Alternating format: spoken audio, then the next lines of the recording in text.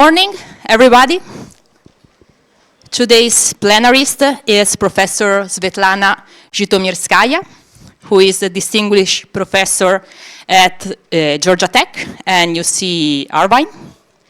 For her contributions, Professor Zhitomirskaya has been awarded the Ruth Little Sutter Prize in 2005, the Denny Heinemann Prize in 2020, and the Olga Ladizhenskaya Prize in 2022. And she has been invited speaker at SEM twice in 2002 and as plenary in 2022. And today she will speak about dual Lyapunov exponents and the robust 10-Martini problem.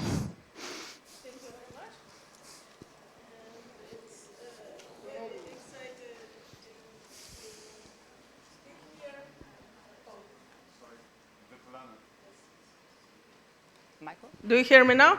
Great. Yes. Thank you very much. It's very exciting to speak here of all places on this topic because you know what is the main world center on Lyapunov exponents, the main, do you know? Does everyone know? It's Rio. It's Marcelo and his school, and I'll talk more about it. Okay, so, but let me start from the other part. So I have several things in my title, dual Lyapunov exponents, which I think will be I'm most excited to present to people here. But there is also this robust 10-Martini problem. So let me start with the second part. So, and the model in question is the so-called tight binding model of two-dimensional Bloch electron in a perpendicular magnetic field. So that's a simple concept that was first thought about by Peierls in the 30s. So you know, electron in a crystal, well, it's a periodic motion, right? And electron in a magnetic field is also a periodic motion. So he asked, what happens if you combine the two together? And so there is inherent period of the crystal, and there is inherent period of the motion of electron in a magnetic field. And what if you combine the two together if the periods are incommensurate? And this leads to the following model. This is one representation of it. The exact representation depends on the gauge that you choose for your magnetic field. This is a certain choice of gauge called Landau gauge, the same gauge, kind of gauge that is used to solve the harmonic oscillator. So you should not view it as a discretization of anything. This is called a discrete Schrodinger operator, but this is actually a model that comes from physics in its own right. So-called tight binding model. I don't want to talk more about the physics, but basically you see it as an operator, a linear operator acting on little L2 of the lattice, so sequences with two indices into itself, and sending such an L2 sequence into a sequence like that. It's a bounded operator, clearly. And so it turns out, and this is a reduction that was already done by Peierls in his 1932 paper, that you see there is periodicity in one variable, right? And so you can do basically Bloch-Leque expansion, and then this operator becomes unitarily equivalent to a direct integral in an additional parameter theta of such operators, one-dimensional operators acting on L2 of infinite double-sided sequences. So we'll come back to that a bit later. So, but this model, as I said, was introduced by Peierls. He published a paper in the 30s about it, and then he moved to other projects. And he was very heavily involved in the Manhattan Project in particular. But then, after the war ended, he decided to go back to the important stuff, and he looked again at this model, and he assigned his PhD student Harper to look at it. And Harper published a paper in 56, so more than 20 years after Peierls' original paper, about this model. Actually, Harper's paper did not go very much beyond Peierls' original work. But as a result, it is called the Harper's model. It illustrates how important it is to choose your advisor wisely. And just to illustrate how popular it is, you see, if you do a Google search, I know people don't do Google searches anymore, you ask ChatGPT, but still, if you try, look how many hits you get. Well, you look, you don't believe me, and you are right, because it's not all that Harper's model, right? But even if you do a search Harper model physics, you still get plenty of hits. Again, not all of them are genuine, but it illustrates how popular this model is in physics. So again, this is a model.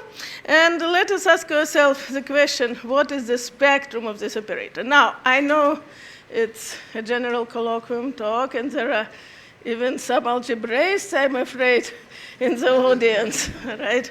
So probably not everyone knows what a spectrum of an operator in an infinite dimensional space is. Okay, so let me just very briefly remind. So everyone knows what is the spectrum of an n by n matrix, right? It's a collection of its eigenvalues.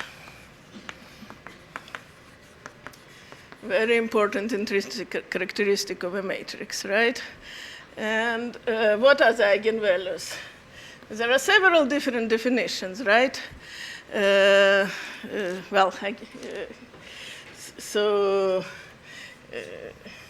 Clearly this is lambda such that a lambda is equal, a psi is equal to lambda psi for some psi not equal to 0. All right.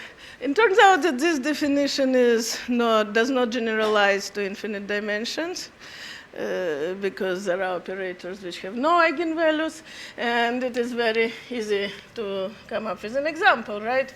Suppose A maps L2 of 0, 1 into itself, AF equals XF, right? Then no lambda is an eigenvalue, right?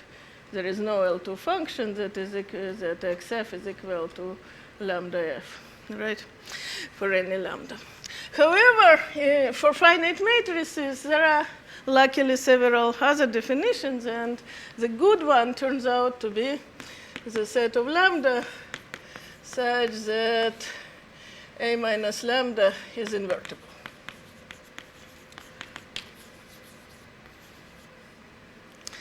All right. This is equivalent for finite matrices, but this turns out to be the right definition that generalizes.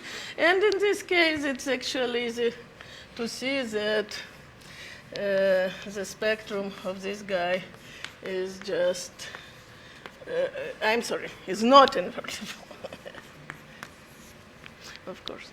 The spectrum of this guy is just the interval 0, 1. Okay, because the inverse of multiplication by x, if it exists, would be multiplication by 1 over x minus lambda. And this would be a bounded operator if and only if 1 over x minus lambda is an essentially bounded function, right? And it happens if and only if lambda is outside 0, 1, right? So if lambda isn't 0, 1, this is not a bounded function. This is not a bounded operator. Okay, very good. And it turns out that this example is kind of central in some sense. So basically, any self-adjoint operator is unitarily equivalent to multiplication by x in some measure space.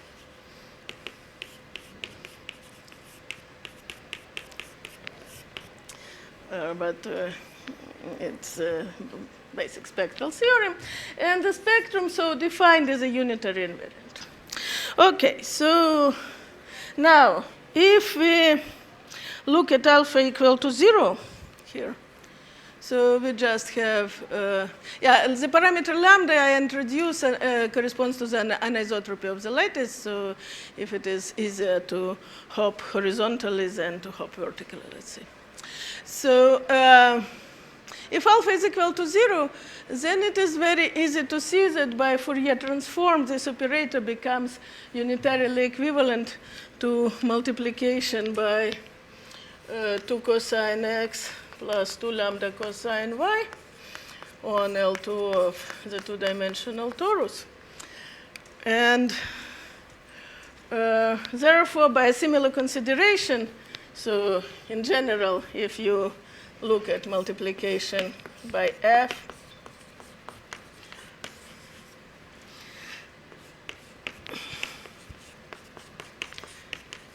you see by the same consideration that the spectrum is basically the essential range, mu essential range of the function f. So the spectrum is the range of this function, which is as written over there. So it's an interval. So what happens if alpha is not equal to 0? So suppose tiny, very small.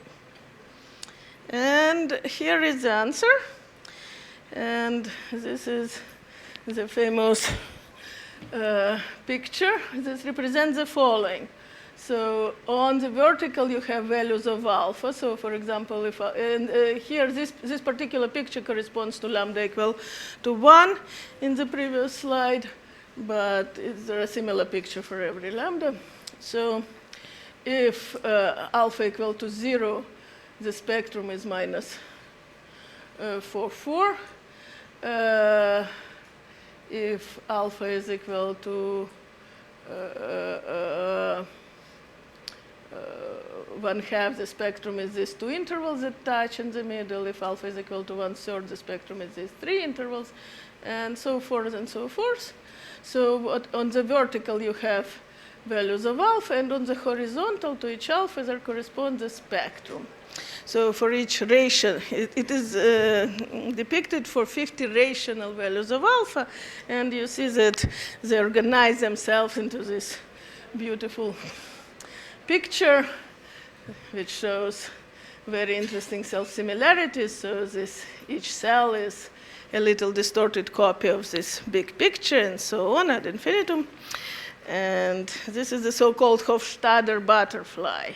It was produced in 1976. It was a PhD thesis by Douglas Hofstadter, and so another graduate student involved here. There is a very interesting story of how he came up with it, but I don't have time for that. But it created quite a stir at the time, because it was probably the very first beautiful fractal produced numerically, before the word fractal was coined by Mandelbrot. So Hofstadter's PhD advisor, Greg Van Year, who did not believe in his research and who did not encourage him to study this problem, actually, after seeing this picture, finally had some words of praise. Here they are. Yes. And, but other people reacted in a lot less reserved way. So, for example, David Jennings described it as a picture of God, and Hofstadter writes in his books that he was writing kind of in parallel with doing his thesis, that he thinks this Jennings description is not blasphemous at all. Okay. Anyway, so and this is a quote from that book in 1980. He writes that he thought that this was just basically a product of a human mind, a figment of imagination, that it hasn't, even though it kind of comes from this model suggested in physics, but he thinks that, he says, I would be the most surprised person in the world if it came out in any experiment. And note that he says this in 1980. And in the same year, 1980, integer quantum Hall effect was discovered by von Klitzing.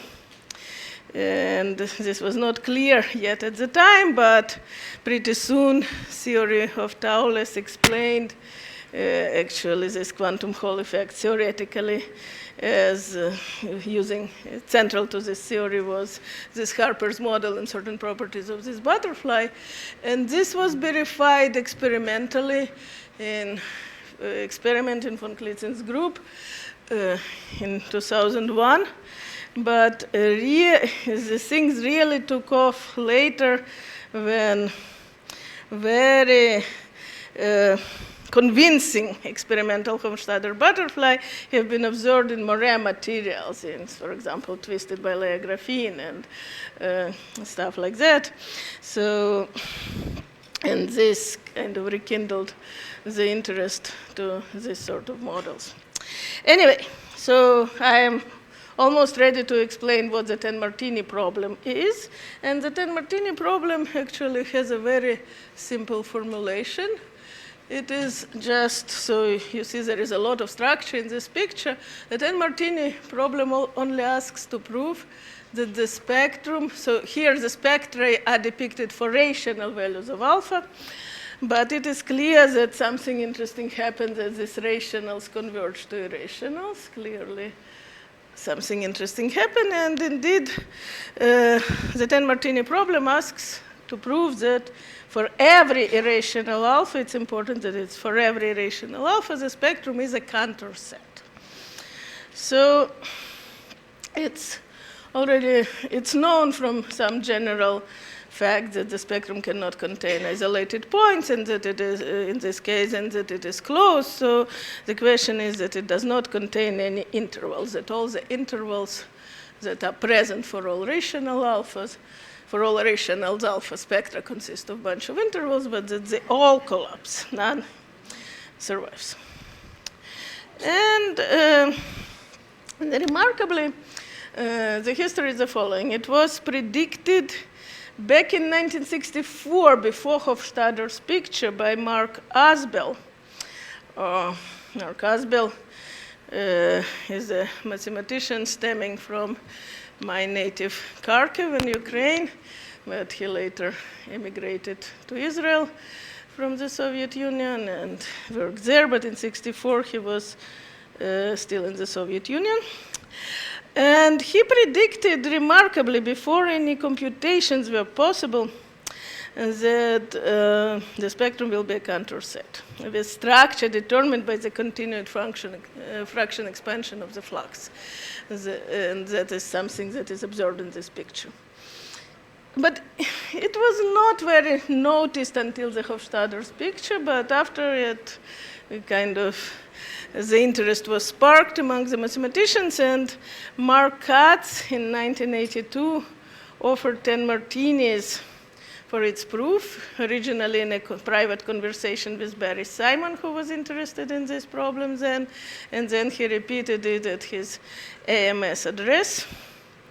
So sadly, Mark Katz died soon after, but Barry Simon popularized this problem, and he called it was the name dubbed by him the Ten-Martini problem.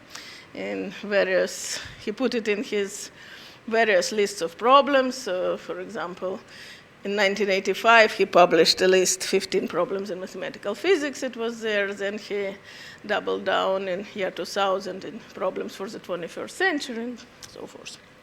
So there were substantial partial solutions by many people. There were two key breakthroughs about which I will talk about a little in the next slides. And complete solution was in our work with Artur Avila, who soon after he got his PhD here at IMPA. So I say 2006, but basically the work was essentially done in 2004 and finished in 2005. Okay, so that was history, but that's not why I'm giving this talk here now. And the reason for my talk is that, you see, I spent so much time trying to convince you that this model is actually relevant to physics, you see. They observe these butterflies experimentally, right? They have these millions of hits. They don't come from mathematicians. So, but if a model is relevant to physics, the result should be robust, right? The result should be able to withhold small perturbations. And a natural way to have small perturbations is to perturb. So you see, as I said at the beginning, the model reduces to direct integral in theta of such operators. I want to add that if alpha is irrational, so this is an ergodic rotation of the circle, all these operators for all theta have the same spectrum. So the spectrum as a set of this two-dimensional model is just the same as the spectrum of this guy if alpha is irrational. So, and a very natural way to perturb is to allow electron to hop not only to the nearest neighbor, but with decaying probabilities a little farther to next nearest neighbors and so on, right? And this would correspond to a different function v here after the same procedure. So, and what are the results? So, you know, we had this celebrated proof with Avila of Cantor set for the cosine here, the model, the original model reduced to the one with the lambda cosine here, that family. And what are the results for other v, so for small perturbations, for example? And this is a bizarre situation. There previously have been no results for anything other than the cosine, this full 10 Martini problem, the Cantor spectrum for all alpha. So, and this is why I'm talking here today. I want to report some serious progress on that. But before that, let me talk a little bit about some proofs and why there were no past results for other than the cosine. So there is one reason is that even though the theorem at the end is to prove something for all irrationals, the approaches historically were very different depending on the arithmetic properties of the irrationals. In particular, one can look separately at Liouville alpha and Diophantine alpha. So Liouville, we call Liouville if it is abnormally close to the rational, and Diophantine that are not too close.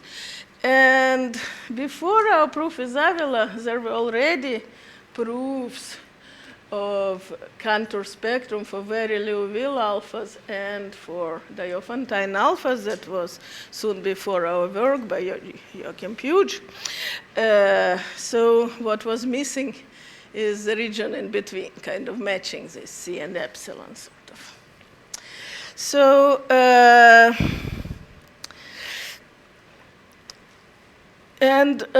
one reason why it was kind of even difficult to think of approaching other problems is that the Liouville argument was actually a C-star algebraic argument by Choi, Elliott, and Dewey, based on the properties of Gauss polynomials.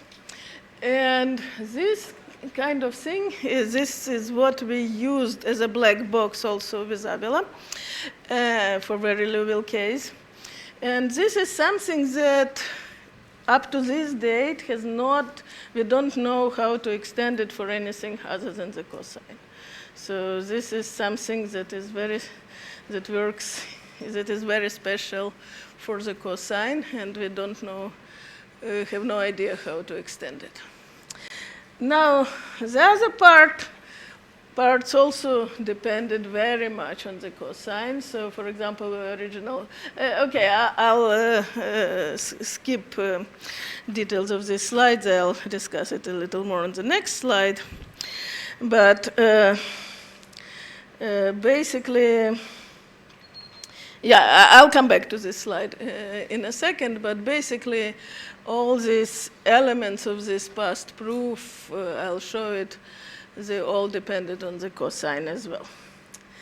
I'm very tempted now to repeat a slide that I used back in 2005 about these two approaches, Diophantine and Liouville, that we made to kind of collaborate for this critical arithmetical region. So this is a slide directly from from my talk in 2005 about that. So, because there are very, very different considerations for Diophantine fluxes, the proof is based on localization, chaos. For Liouville, based on order, gaps of periodic approximants. And in the critical region, we kind of made them collaborate rather miraculously. Okay, so, but again, let me go back to that slide and demonstrate the cosine dependence. So as I said, this one requires cosine, and it's kind of non-redeemable. This one also, so I will just say a few words for the experts. So basically, the gist of Puget's argument is that localization for specific phase 0 that was proved in my paper in 1999 implies reducibility at each eigenvalue to such a potentially parabolic cocycle. Localization at 0 at that time required cosine. And then if C is not 0, it by Moser-Peschel requires edge and open gap, and if C is 0, it's impossible by simplicity of eigenvalues of second difference. So this requires cosine in 3 different places. One is this localization, the other one is that the dual operator, I'll talk about it later, just saying now for the experts, is second difference, and also the reducibility argument. And similarly,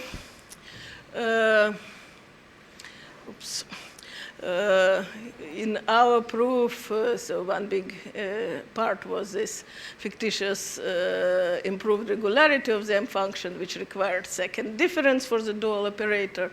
Elements of the Puget's argument required both operator and its dual to be second difference. We also use localization, which requires cosine. So it required cosine in so many places. And actually, we even wrote in one of the articles that we wrote about this proof that we see no reason that this will hold for other models. But then, as this physics evidence, experimental evidence started popping up, it became clear that there should be, that this is not a special cosine fact. And so what I want to present now is what I call the robust N-Martini. And it says that this N-Martini counterspectrum for all irrationals holds for an open set of analytic V. And I will tell you what this open set is precisely. And it is joint work with Ling Ruige and Jiangong Yu. Okay, so I at least formulated my main theorem. And now, okay, so yeah, some examples. So for example, it holds for all analytic perturbation of this so-called almost Mathieu operator, of this another popular so-called GPS model, this generalized Harper's model. So it holds in many cases. Okay, so second introduction. Now, so I am coming to this Lyapunov exponents. So let us go quickly. So if we have an ergodic dynamical system and a matrix-valued function, we can consider so-called linear cocycles. These are maps of omega. These two should be n, I'm sorry. These two should be this n. Omega times Cn into itself, where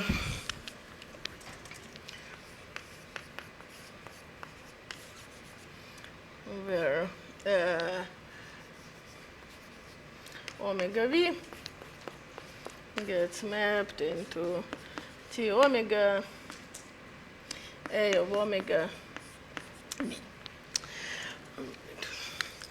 So if you iterate in the second component, you'll get this product of matrices along the trajectory of the dynamical system. Okay. And in particular, if your map is, say, an ergodic rotation or a rotation by an incommensurate vector, then you get so-called quasi-periodic cocycles. Okay. So what is the connection to what we talked about before? Connection is, it's probably better for me to just write it here. So if you look at this slightly more general form of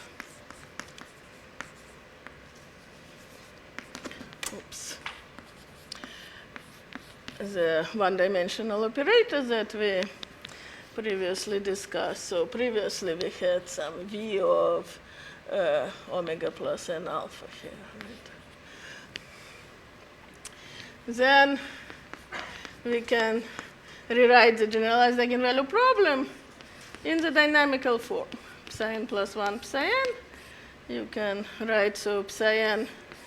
How is it related to psi n minus 1? Psi n is just psi n, and psi n plus 1 from this is just E minus V of t and omega psi n minus psi n minus 1, right? So iterating, we get a product A n of omega psi 1 psi 0, where A of omega is this matrix E, is this matrix E minus V of omega minus 1, 1, 0, right? And the n is as defined on this previous slide, the product along the trajectory of the rotation. Okay, so therefore the behavior of solutions to this generalized eigenvalue problem is determined by the behavior of this dynamical system, this linear cocycle. And for linear cocycles, and actually more general, there is a celebrated Kingman's multiplicative ergodic theorem that says that such matrices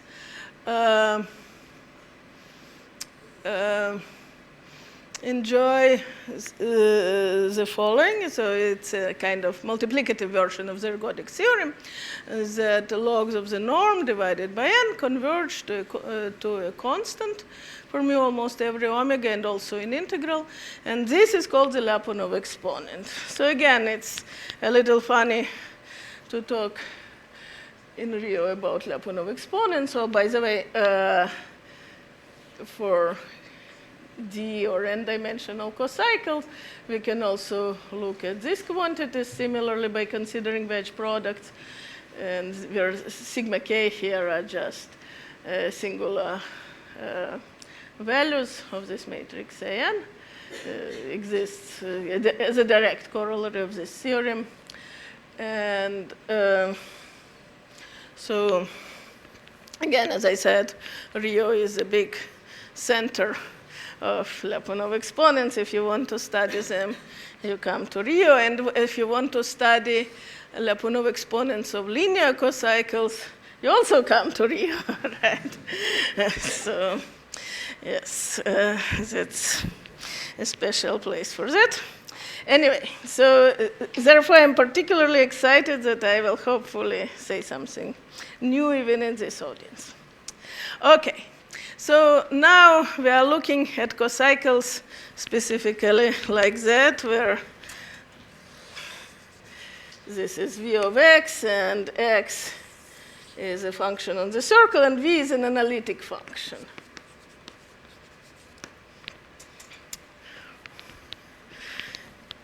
And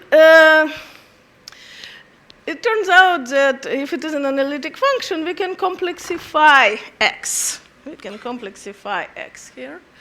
All right, and this idea goes back to Michel Herman, who first used it to show by subharmonicity that specifically for this cocycle related to this almost Mathieu operator with v equal to the cosine, you always have this inequality everywhere for every e.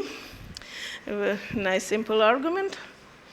And this was done by using this complexification, right? So we define L epsilon, Lyapunov exponent of a complexified cocycle. It no longer corresponds to Schrödinger operator, but we just take this cocycle and plug x plus I epsilon instead of x and consider this quantity. And this complexification of such analytical cycles was central to Aviola's global theory. In particular, one thing you notice that it is actually quite easy that this function, you see, if you think of this epsilon as complex, then this function is constant in the imaginary part of this epsilon because it goes right back into x, right? And then it is not difficult to see by Adamar three circles theorem that this function is actually, as a function of epsilon, that it is convex. So I will introduce acceleration, which is simply the derivative of this function at 0. And it turned out, he discovered, that this acceleration is quantized.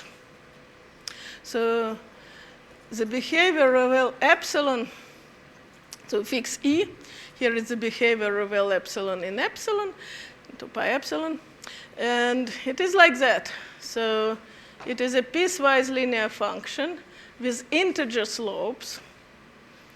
And what was, so there are these turning points somewhere, epsilon 1, epsilon 2, so forth, and there are these slopes that kind of should have some meaning for the cocycle, right? But it was completely unclear in Aviola's theory what they are and what meaning do they have. And now let me start with the third introduction. Okay, so it's introduction number 3. You can start anew even if you slept before. So you know Jensen's formula, right? Complex analysis, right? If you have a function analytic in the disk, and let Z1, Zn be its zeros with multiplicities. And then we look at this logarithmic integral. And I'd like to write my Jensen's formula in such a form. So I separate the part for the circle of radius 1. So I look at the circle of radius larger than 1. And then this is, if you think about it, it is not a very familiar form of Jensen's formula, but it is a Jensen's formula. So normally you have this log of the I over R, but this goes into here, all right? And everything before 0 is collected here, all right? So this over R's just go into here, right? Because it collects a number of them, basically. Okay. So if you plot a graph of this function, that's how it looks. All right? So it's I epsilon to pi epsilon, and it is a piecewise linear function with zeros at logarithms of absolute values of zeros of f. Right, and slopes are equal to the cumulative multiplicity. So k1, so suppose there are k1 zeros at this point and no zeros before, right? So this first slope is k1. Then there are k2 minus k1 zeros at this point. So the next slope is k2 and so forth, all right? That's precisely the graph of this function. So it looks familiar from the previous slide, right? So must be the connection. And indeed, if you think about it, Jensen's formula is just a formula for Lyapunov exponents of one-dimensional cocycles, right? Because what are one-dimensional cocycles? These are just products of values of functions along the trajectory, right? So if you take the log, you get some of the logs. So if you, this is just ergodic theorem for that, right? And these are precisely Lyapunov exponents. And so we see that for one-dimensional cocycles, actually, yeah, also what I will observe for this two-dimensional for two-dimensional cocycles, this is also true. And we know what these turning points and slopes are. Turning points are logarithms of 0, and slopes are cumulative multiplicities. Okay, so again, we just discussed that Jensen's formula is actually a formula about Lyapunov exponents of linear one-dimensional cocycles.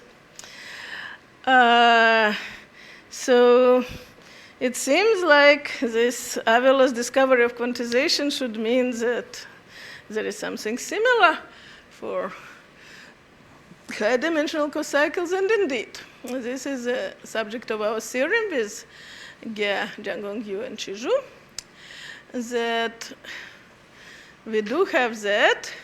And this is actually basically what we said before, except for we know what the turning points are and what the slopes are. So the turning points are what we called dual Lyapunov exponents, and the slopes are the accumulative multiplicities. So I now need to explain what these objects are. What are these dual Lyapunov exponents?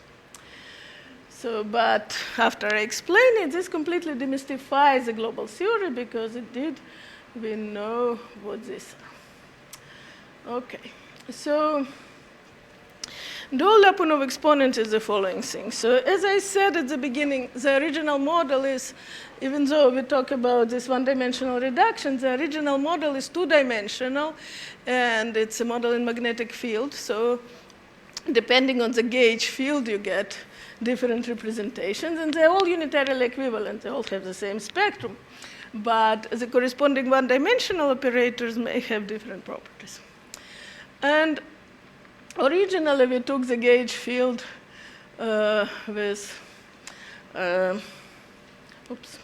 we took a certain gauge field where we only gave weights to horizontal A's, but not to vertical. And Aubry duality is just rotating the gauge by 90 degrees.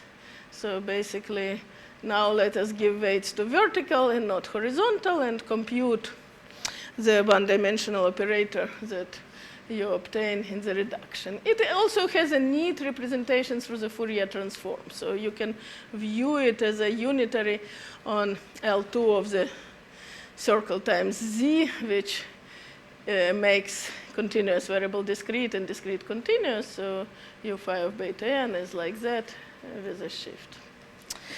Okay, so, but what happens is that if you start with this operator family that we want to look at, the dual family, which will have the same spectrum but different other spectral properties, is like that.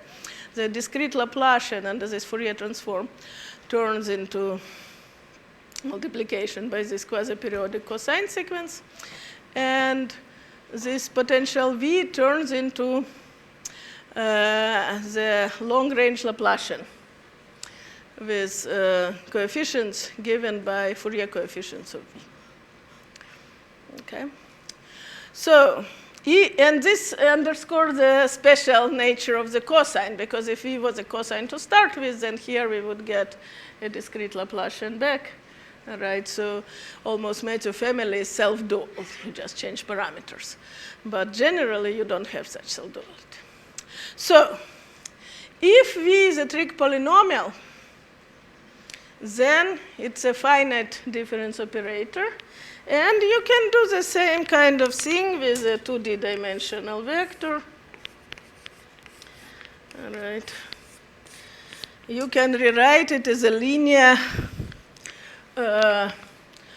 symplectic 2D dimensional cocycle.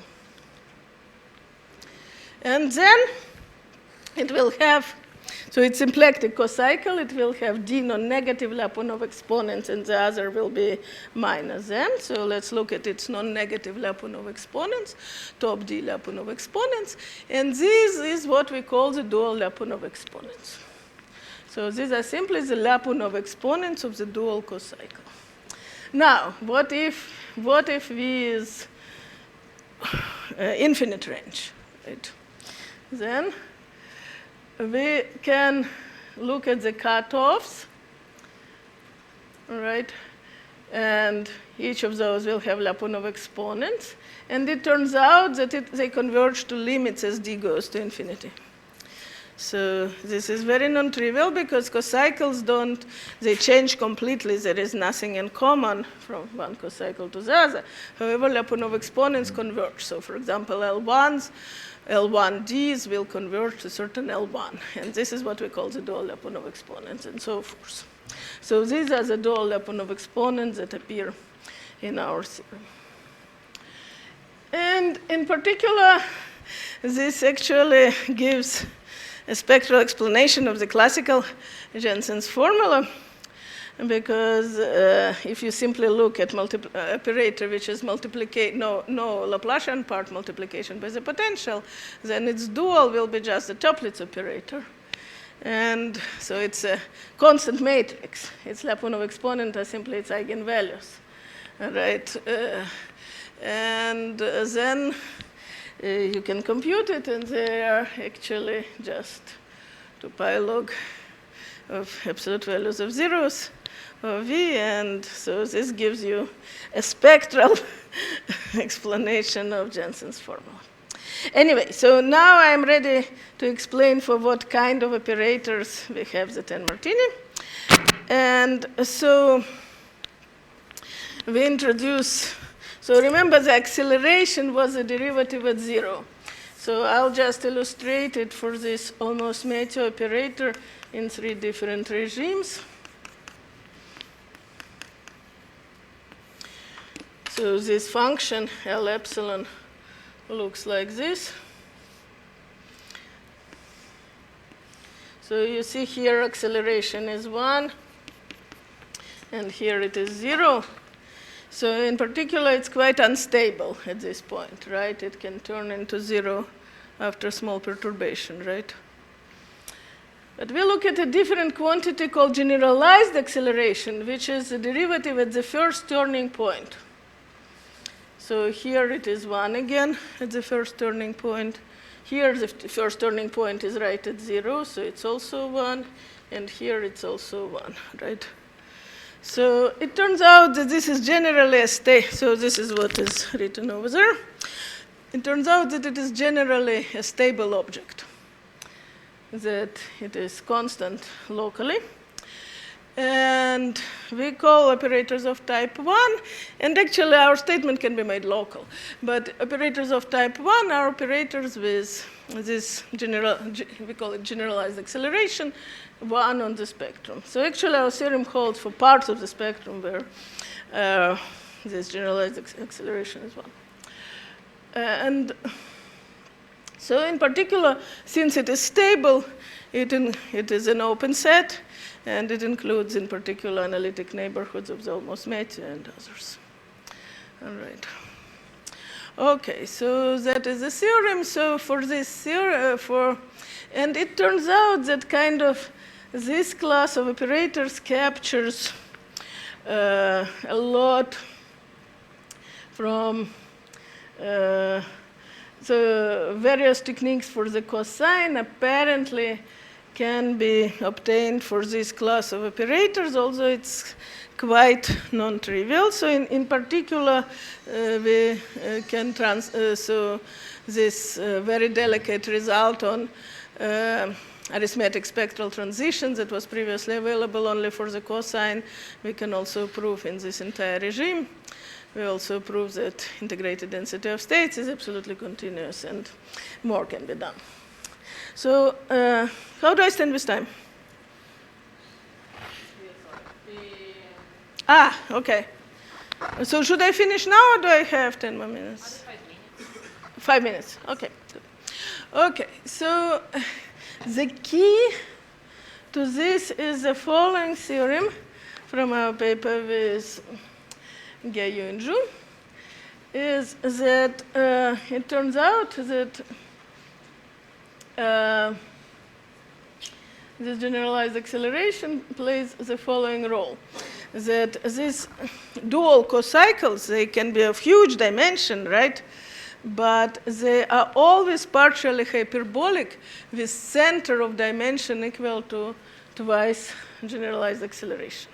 So if generalized acceleration is 1, the center is of dimension 2. All right? And kind of the action, the spectral action, is getting reduced to the center. But there is a lot of fight to make it work, but this is kind of a very important observation. So in particular, for example, one ingredient that I want to highlight is this Kotani theory. So there is this famous Kotani theory for one-dimensional Schrödinger operator, showing that if Lyapunov exponent, on the set where Lyapunov exponent is 0, you have so-called, again, so my last 5 minutes are for experts, right? You have so-called L2 reducibility, and from this you extract a lot of information. So this was extended by Kotani and Simon back in '85 to higher dimensional cocycles, but in a rather weak way, because they required all Lyapunov exponents to be equal to 0, basically, right? And also there was another talk about an extension of it at the Schrödinger operator session. But here what we can do is the following, that if the underlying ergodic system is minimal, and you have the lowest Lyapunov exponent is 0, but the others are larger than 0, and you have this domination, so this partially hyperbolic situation, then there is L2 reducibility in the center. And this is one of the crucial ingredients. So this is kind of a partial solution of this Kotani-Simon problem that has been open since '85. Ideally, one would be able to do that if several lowest are 0, and you have partial hyperbolicity, and this is indeed correct, and this is an upcoming work by Ling Ruige and Disheng Su. So they're going to show that it's almost done already. So, okay. So another thing I want to highlight is that one key ingredient of this Puget's argument was that second difference operators can always have simple point spectrum. This is a trivial Wronskian argument, right? You cannot have multiple eigenvalues for second difference operators, right? But take fourth difference operator and you no longer have that. Apparently, if you have partial hyperbolicity with two-dimensional center, then you also have simplicity of point spectrum. So this is what we call kind of essential second differenceness. So your operator can be even infinite range, but as long as you have partial hyperbolicity with two-dimensional center, point spectrum is simple. Okay.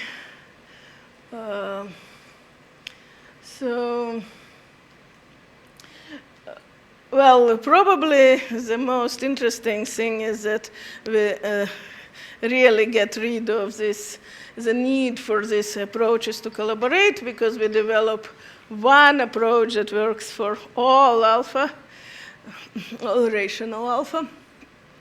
Basically, I'll just put a slide here and for experts, and we'll probably stop listening to the question.